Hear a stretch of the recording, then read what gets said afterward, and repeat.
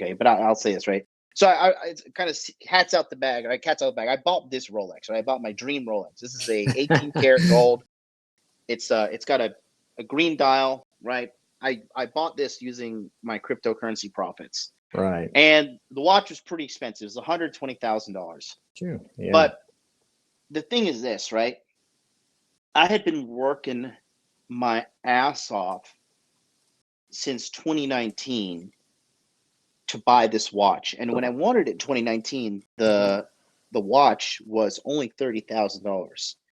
But the value of the watch has been appreciating. And I said, I got all this money, these profits from crypto and all this stuff, right? And I'm sitting here and I'm, just like finding myself. It's like just drilling away in my head. I'm like, when am I gonna get this? Well, I gotta if I just make more money, then they'll take this money. And I'm just like, Jonathan, when the fuck are you gonna enjoy it? Like you're young, this is you're pretty much in the prime of your life. Like, go buy the fucking watch. And if $120,000 is going to derail your entire life and send you into poverty, then you deserve it. You know what I mean? Yeah. And so I went out and I bought it and now I'm enjoying it. And it's funny. This watch is probably like 2-3 weeks old.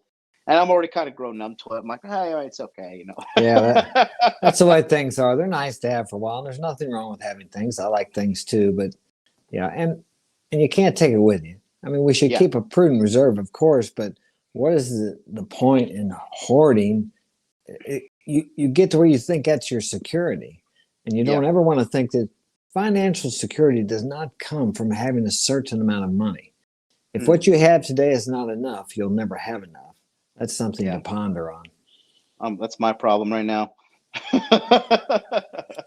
Well, I want more. Don't get me wrong. I love money. Money can't buy happiness, but it sure as hell buys a lot more happiness than poverty does. Yeah. I'd rather be sad in a mansion, And loving money, there's nothing wrong with loving money. The love of money is the root of all evil. That's a bad translation. It's the lust of money. Because you can love anything. You can love a woman. You can love a car. There's nothing wrong with loving. I love my house. I love what I do here on YouTube. I love my work. It's the lust, because lust is an obsession, like an addiction. So it's nothing wrong with loving. I love what I can do with money. I can help people. I can contribute to creators that help me. And I do that because I know, I've lived long enough to know that whatever I give John or anybody else, I don't expect anything back from him, but it comes back to me multiplied. That's a universal law that it just works. But some people say, well, I'll give when my ship comes in. If you can't give $1 out of $10, you'll never give 1,000 out of 10,000 or 10,000 out of 100, because it doesn't get any easier, the bigger amount. Yeah, no, it's true.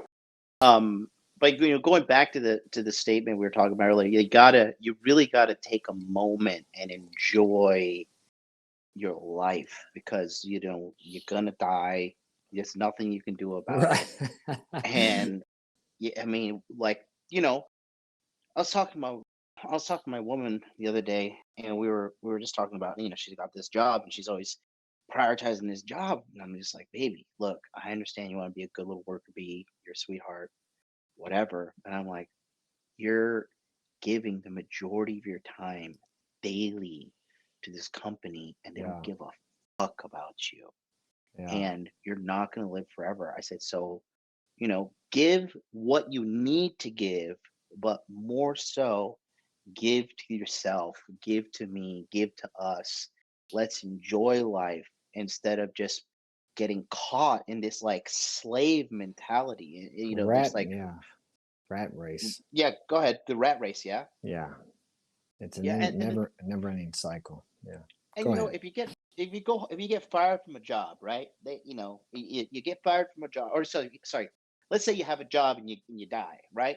They're gonna be like, okay, this fucking bitch died, and like, here, we'll put her picture in the coffee room, but can you get that advertisement up? We got to get someone else in here. Like, exactly. They go on fine without you. Life goes on without you regardless. Everybody gets by. The only thing you leave is your legacy, what you've given to others, and what you've shared with others, really. Yep. And then, your friends, your family, the ones you love, they're the ones that are going to be deeply grieving about you. They're the ones that's going to be like traumatized in life to be like, Jesus fucking Christ, this person's gone. Like, that's traumatizing for when you lose someone to death. Right. And I just I tell everybody around me that I care about, like, really, it's an uncomfortable question, and it's an uncomfortable test to give the world, but really see who gives a fuck about you, Yeah. you know, and then that right there, it will open your eyes as to who to prioritize as in your life and who to fucking kind of, you know, shoo away. Nobody on their deathbed wishes they'd worked another hour at the office or got one more report done. It's about the relationships you have in life. I was Yeah, honored to be able to take care of my father for 4 years before he passed away. Because I'm an entrepreneur, I could do that. My brother worked yeah, for a company, he couldn't. So I had this 24 hours a day, 7 days a week. My mom and I took care of him. And I was happy to, before he couldn't speak, but he was in his right mind. He was in a wheelchair. yeah. But I was glad that he got to see the 5 boys before he passed away. They were there, we stayed there, and so he knew that his name and his legacy lived on. So for a man, that's an important thing, or at least it is for me and most men that I know. No, no, yeah, it is. It is. I think it's a, I'm starting to realize I'm 36 now. I haven't had any kids, and I've been Yeah, you thinking got about plenty my. of time, man. I know, but I want to be like, I want to be like you, like beating my kid's ass in the ring Yeah. and stuff. You know what I mean? Like, And you can if you just take care of yourself and stay away from the diet of America, yeah, yeah. But the fast food. I know I have some time left, but one of the things that have really been sinking in with me lately is like I kind of missed the window to be a young dad. You know what I mean? And Yeah, it's cool. man, I think you're better off. I wouldn't have been worth a shit as a father in my 20s. I was too goddamn selfish. I'm a better father Mm, today than I would have been when I was younger. And that's why, think about this. Everybody says, oh, grandparents are so good. You know why? Because they have a lot of experience. yeah. The father I am today is a better father than I was 10 years ago because of what I've learned in my life. I have more experience, I'm more understanding, more patient, and I can my kids admire me. I don't even Yeah. understand that. They look up to me. I never looked up to my father. I mean, I do now, years later, I appreciate what he did for me. But when I was young like them, I wanted to get the hell out of the house. I left home when I was 15, went to work. 16, I was living by myself.